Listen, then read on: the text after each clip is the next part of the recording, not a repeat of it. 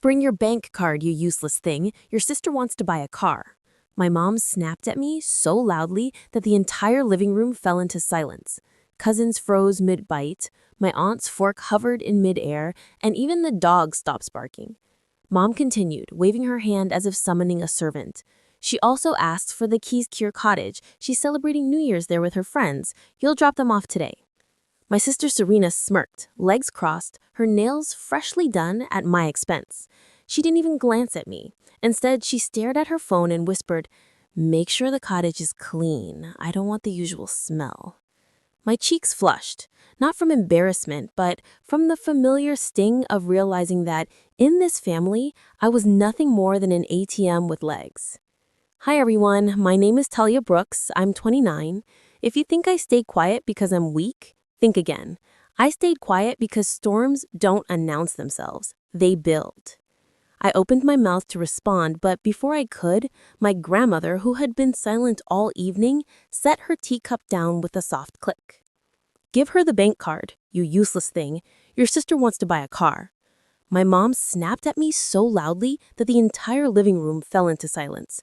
Cousins froze mid-bite. My aunt's fork hovered in mid-air, and even the dog stopped barking. Mom continued, waving her hand as if summoning a servant. She also asked for the keys to your cottage. She's celebrating New Year's Day with her friends. You'll drop them off today. My sister Serena smirked, legs crossed, her nails freshly done at my expense. She didn't even glance at me. Instead, she stared at her phone and whispered, "Make sure the cottage is clean. I don't want the usual smell." My cheeks flushed, not from embarrassment, but from the familiar sting of realizing that, in this family, I was nothing more than an ATM with legs. Aunt Linda leaned forward. "Someone explain before I pass out." I opened the envelope. Inside were bank statements. This time, not mine. Dad's, Mom's, Serena's. 3 accounts, 1 pattern, 1 massive, undeniable truth. "Serena didn't run because of the letter," I said. "She ran because she finally realized why Dad took my money. Not once, not twice, but 6 times." Dad's face collapsed. "Talia, I had to." I read aloud. "Transfer $7,200 from Talia Savings to Serena Cosmetic Clinic. Transfer $4,850 from Talia's emergency fund to James and Laura's credit card payoff. Transfer $2,100 from Talia's business account to Serena Luxury Shopping. Transfer $6,000 from Talia's account, car deposit, Serena. Transfer $3,200 from Talia's account, cottage maintenance money Serena spent on a beach trip." And the last one, choking a little, I said, "Transferred $12,500 from Talia's hidden joint account under Dad and Serena." The room erupted. Voices, gasps. "What is this? Is this real? How could you?" Dad held his head in his hands. Mom sobbed into a napkin. My sister peeked through the hallway doorway, pale, breathless, half-dressed, mascara running. Her voice shook. "Dad, you said you'd pare back. You said she'd never find out. You promised." The room turned toward Dad like a jury. He whispered, "I was going to fix it." Grandma leaned back. "No, James, you were going to hide it. There's a difference." I folded the papers. And we're still not at the worst part. A chill ran through the room. Aunt Linda whispered, "There's more?" I nodded. "There's one more secret. The one Dad begged Grandma not to tell. The one that explains everything, including why they suddenly want my cottage." Mom let out a strangled gasp. Dad's eyes filled with panic. Serena backed away as if expecting lightning. And I finally said it. "Grandma, tell them what you found out about the cottage deed." Grandma folded her hands neatly in her lap, the way she always did before delivering truth like a blade. Everyone leaned forward. Even Serena, still half-dressed and shivering at the hallway arch, seemed frozen in place. Grandma took a slow sip of tea. "Talia, dear, would you like to do the honors or shall I?" I nodded toward her. You started it, Grandma. Finish it. She turned her gaze toward my parents, cold, ancient, and disappointingly familiar. Your father, she began, didn't want you to see the cottage deed because... Dad lurched up, but Mom stopped him. It's not the place. It's exactly the place, Grandma snapped. Because the cottage is not Talia's birthday gift like you claimed. It is not family property, and it certainly isn't yours to hand to Serena. Aunt Linda whispered, Then who owns it? Grandma opened her purse, pulled out the original deed, and placed it on the table. The room fell into stunned silence. Mom's lips trembled. Dad shut his eyes. Grandma spoke clearly. Your cottage was bought 9 years ago by your grandfather, paid in full in his will. He left it entirely to Talia. Gasps rippled around the room. Even Serena stumbled back a step. I felt my heartbeat in my throat. Grandpa left it to me? Grandma nodded gently.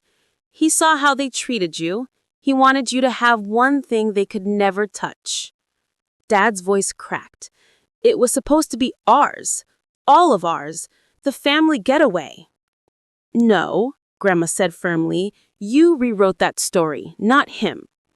Serena burst forward, grabbing the deed with shaking hands. But Dad promised me the cottage for New Year's. He said it was mine. I looked at her not with anger, but pity. Serena, he lied to you the same way he stole from me. She blinked, stunned and humiliated.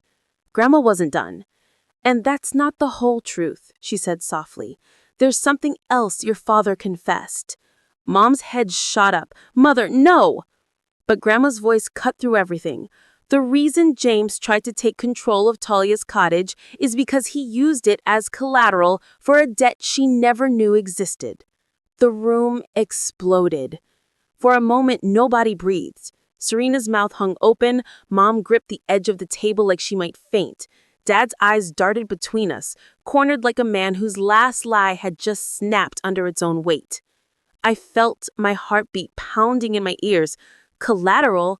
For what debt? Grandma didn't blink. For $140,000, the loan your father took out 2 years ago. He put your cottage down as security without your consent. Dad smacked his palm on the table. I had no choice. The business was drowning. Then you let it drown, Grandma fired back. You never gamble with your child's future. Mom jumped in, voice shrill. Talia, sweetheart, listen, we were going to fix it before you ever found out. James had a plan. Grandma cut her off coldly. His plan was to have Talia sell the cottage so he could cover his losses. Serena stumbled backward as if she'd been shoved. You told me it was mine. You said I deserved it. You promised. Dad snapped at her. Shut up, Serena. You don't understand anything. Oh, I understand, I said quietly. Dad wanted me to hand over the cottage so he could pay his debt. And letting Serena celebrate New Year's there was how he'd pressure me. Serena's cheeks flamed red. You're blaming me. I didn't know. Grandma pointed a stern finger. You knew enough, young lady. You just didn't care. The room buzzed like electricity. Aunt Linda whispered, This is fraud. Dad paled. Mother, don't you dare use that word. Grandma sat straighter. I'll use the correct legal term if needed. Mom's face collapsed into trembling fear. Talia, please, your father was desperate. You wouldn't really press charges over a misunderstanding, would you? I stared at her. 3 years ago, when I needed surgery, you said you were too busy to sign the consent forms. Her face drained white. I remember every time you chose convenience over me. You think I'll protect you now? The room froze around those words. Dad whispered, So what are you going to do? I leaned back in my chair. Calm, certain. I'm going to let Grandma finish, because she hasn't told you the biggest part yet. Grandma folded her hands. Oh yes, she said softly, the part your father hoped would stay buried. Everyone stiffened. Even the air waited. Grandma inhaled, ready to detonate the final truth. Grandma didn't raise her voice. She didn't need to. Her words sliced clean through the room. 2 months ago, she said, the bank contacted me. They informed me that James had defaulted on the loan he took using Talia's cottage as collateral. They were preparing to seize it. Mom gasped. Serena covered her mouth. Dad looked like he'd been shot. Grandma continued. I paid the overdue amount myself, quietly, because I wanted to give James a chance to come clean, but he didn't. Instead, she turned her eyes on my father, cold as steel. He told the bank Talia would settle the remaining debt within 90 days. I sat forward slowly. Wait, he told the bank what? Dad swallowed hard. It was temporary. I was going to fix it before you.